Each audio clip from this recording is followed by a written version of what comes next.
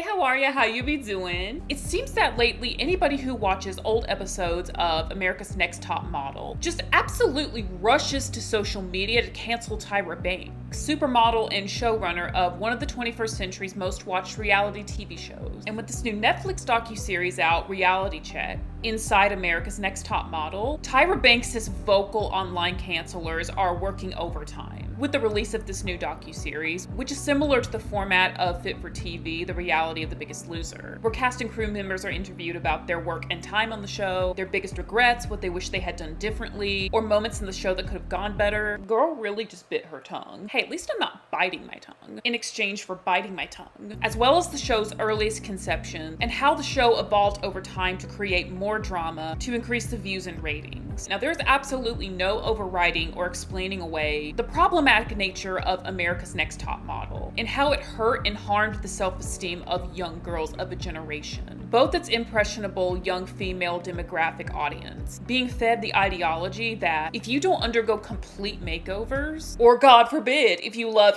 anything about yourself or your body, that you're doing something wrong and that your idea of physical beauty is warped if you're not actively doing something to change it. Or how unprofessional and exploitative Tyra Banks was. But I just cannot get on board with this whole sensationalized villain arc the internet has given her, as if she's the only one who caused every single problem on the show and just completely ignore the fact that all the fucked up things that happened on America's Next Top Model is the result of various production personnel splashing in their own individual toxicity and unprofessionalism. Now, just to be crystal clear, this video is not to defend Tyra Banks at all. I'm just saying the problematic nature of the show runs a lot deeper than the actions of the creator and head judge. It's rather a culmination of Tyra's own people-pleasing behaviors that helped her get ahead. The toxicity of the beauty, fashion, modeling industry, whatever the fuck that's called, in the entertainment sector, and the invasive lines that TV producers crossed in order to kiss the asses of the UPN network. And having just watched Reality Check on Netflix, I got some stuff I need to unpack about it. And if you're still watching this far and you're willing to listen and hear me out, then why don't you come along and unpack with me? And let's get it popping up in this shit. So what really intrigued me upon watching this docuseries and trying to get the Tyra tea was for me to understand why this whole online Tyra cancellation has been in an uproar again. And I don't want to say I was taken aback, because that's too strong of a phrase to describe what I'm talking about. But when I say I heard Tyra Banks' reasoning for why she started the show, I did give a bit of a side eye when she basically said her inspiration behind developing a show that was supposed to be like the American Idol of supermodeling was a quest for vengeance from the rejection that she faced in the modeling world as a young Black woman, an industry that caters to the representation of Caucasian people. Because remember, when she first popped onto the scene back in the 90s, Black representation was very lacking on the runway and in editorial media, until her and Naomi Campbell popped onto the scene. But it's also unsurprising seeing how ambitious of a businesswoman and outspoken person Tyra Banks seems to be. That she has this grand idea to start a show that could open up doors for future generations of young Black models, or models that don't exactly embody the heroin chic look that was popular at the time that she broke out onto the scene in the industry. I mean, it did seem like she did go into the show with good intentions, giving aspiring young models who maybe didn't fit the typical standards of beauty that Western society imposes on women a chance at showcasing how uniqueness is beautiful, and that reinforces the universal truth that beauty lies in the eye of the beholder. But when it comes to how she was offering feedback about the contestants' appearances or their pictures, she was always walking a tightrope between what is polished just enough to get the contestants ahead as if they were actually in that moment, signed with an agency and getting gigs as a professional working model, versus how can we not change too much in order to maintain the show's central philosophy that there is no one size fits all when it comes to physical beauty. And you gotta remember, her being a seasoned and successful runway model, she probably didn't quite grow out of the principles attached to Western beauty standards that she was indoctrinated with by the professionals in the beauty and modeling industry. But to Tyra's credit, in the early seasons, she especially did make an effort to confront toxic notions about physical beauty and spoke in defense of girls she felt the other judges were too harsh on. I need a sip of water. I feel like I'm spitting around in my mouth a lot. But I think as the show got more popular, she got a lot more critical of the contestants because she truly wanted to see them succeed, and she knows what professionals in the industry want and what they're willing to accept or overlook. Like that Danielle girl who won cycle 6, who had the gap between her 2 front teeth that Tyra wanted her to close. And she's always gotten flack for this particular moment in the show. And I think it was a really sticky situation because, yes, of course, it's great that Danielle has a very healthy self-esteem and she knows that her having a gap between her 2 front teeth doesn't make her any less beautiful. That's a fact. But also, it's Tyra Banks' job to offer professional advice that will help the contestants get further along in the competition. And really, I think it's less of a reflection of Tyra and more about a reflection of the toxic ideas about beauty and what it should look like on someone at that point in time. And there were certain segments of the show, like the makeovers that took place in the earliest episodes of the cycles, that really demonstrated the show's failure to truly bring diverse representation to the modeling world. Like, making all the white girls blonde and tan, flat ironing any visible wave or curl into oblivion, white stylists trying to style black girls' hair, and viewing it and thinking in retrospect about the beauty standards back then and what I was exposed to as a young girl. It hit me how much of a lack of proper education there was, and let's be quite honest, still is, but especially back then. There was available to those of us young girls and women at the time who didn't emulate the standard training canvas for beauty and fashion professionals, straight-haired Caucasian test subjects. As someone with naturally thick, curly hair, so many stylists I had throughout my life wouldn't know how to style my hair or know what products to put in it,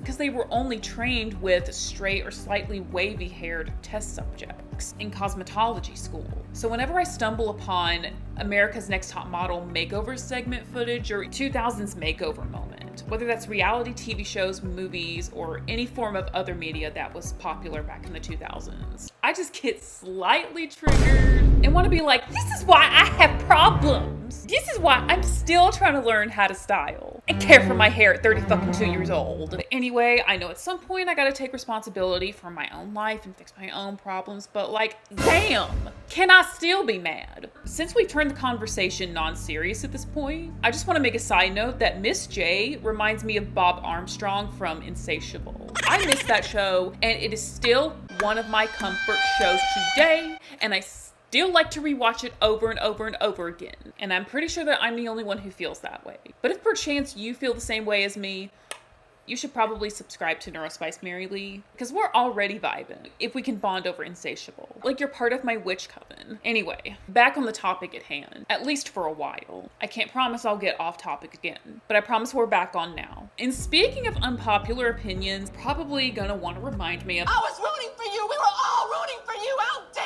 you! One of her not so great moments as a judge on the show. Because that Tiffany girl was a personal fave of Tyra's, and Tyra had her on this pedestal in her mind as someone that she could shape into a mini-me and win. And when she saw her doubting herself, giving up easily, and not reacting to being eliminated in the way that she would have if she were in her shoes, she was really crushed at the dream that she built up about her and totally lost her cool from extreme and utter disappointment. Because I think that Tyra felt like her not being able to get through to Tiffany or change her was a personal failure on her part.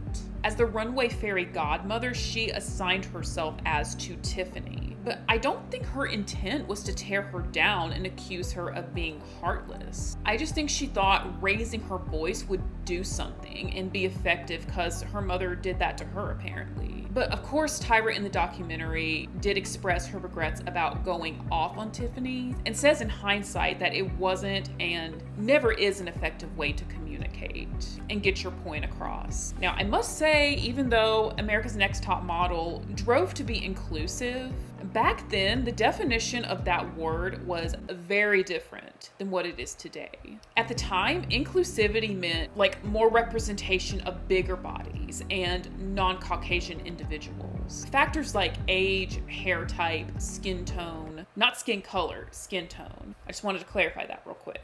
Had not made it there yet. And I really want to talk about why not just America's Next Top Model, but just the modeling, beauty, fashion industry in general excludes a certain age demographic. And it's on purpose. I know it's going to sound like a conspiracy theory, a lot of the stuff on my channel does, but Scorpio rising things.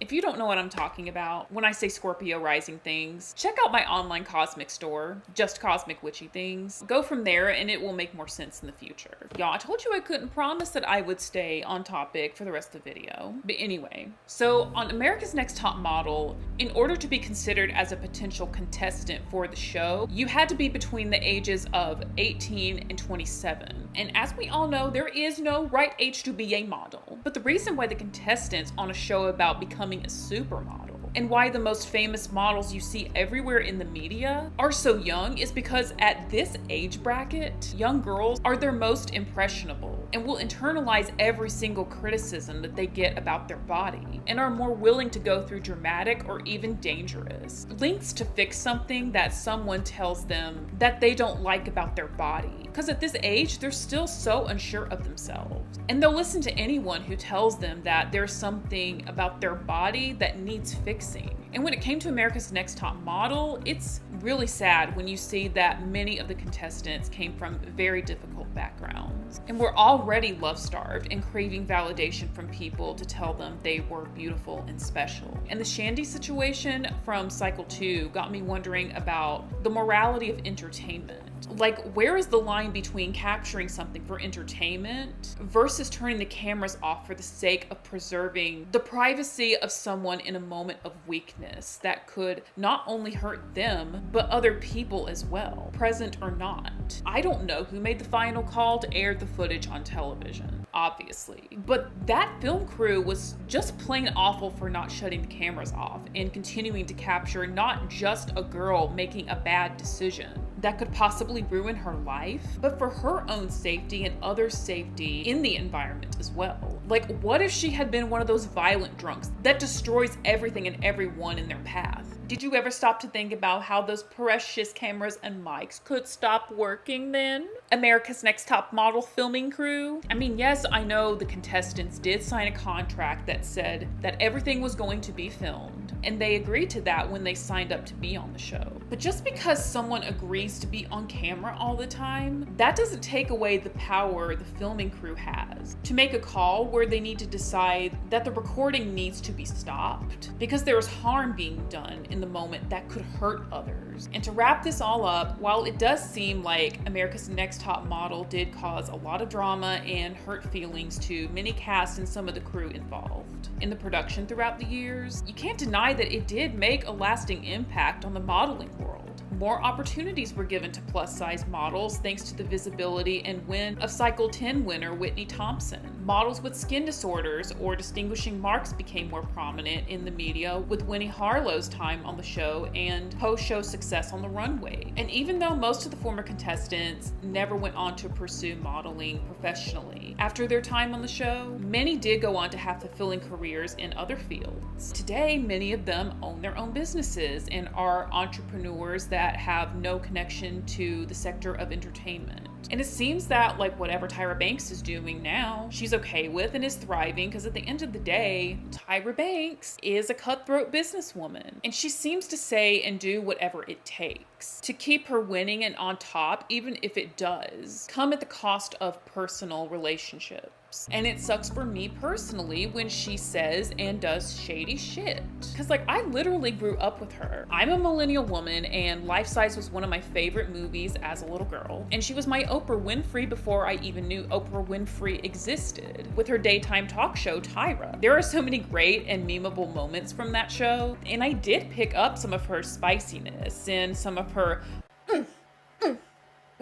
Yeah, girl. you see in my videos sometimes. But even if she wasn't the creator and judge of America's Next Top Model, I'd still uphold the belief that it's not just a show's headrunner who creates a toxic environment. And this goes for any workplace, not just the entertainment industry. Everyone involved in a single toxic environment contributes to it being toxic. And in the case of America's Next Top Model, it's Tyra herself, the other judges, the studio heads, and the filming crew, and whoever else was involved in making the show the reality and the success it was. And yes, one person can set the tone for an environment, but everybody's reaction to everything contributes to the environment and makes it what it is. You know what? I'm not sure if I'm making sense, so let me show you a clip of my girl, Joanna Lavoc. To us millennials, she's just JoJo, not JoJo Siwa, but JoJo. She's the real JoJo. She's the real deal, whom I love and adore. Explain this concept in a less jumbled, more straightforward way than I probably can. Accountability is everything. Preach. Preach. So as it pertains to the time between my second album and when I turned 18, nobody knows what I was going through in my family life. That was more deeply painful than anything that was going on with the label. My mom was managing me. That was a very interesting experience. So it's not just somebody's fault. It's not just this person's fault. It's not just my fault. Things culminate for a perfect storm or things culminate and come together in a unique way. And I think it's important to dissect it all. Well, I think that's just about it. I think that concludes today's video. Thanks for stopping by and chilling with me. If this was your jam, make sure that you give this video a thumbs up. And if you're really vibing with the commentary or just my vibe in general, then you can go ahead and join that emotional support coven I mentioned earlier. That's what I meant earlier when I said, which coven. I mean, it's really simple. There's no gatekeeping. You just gotta find wherever the subscribe button is and just go like this with your finger. And if you want to take your loyalty to the highest tier, make sure you turn on the channel notifications so you have a better chance of getting the first flex with each new bi-weekly video drop. Stay cool, fresh, and I'll see you next time. Bye!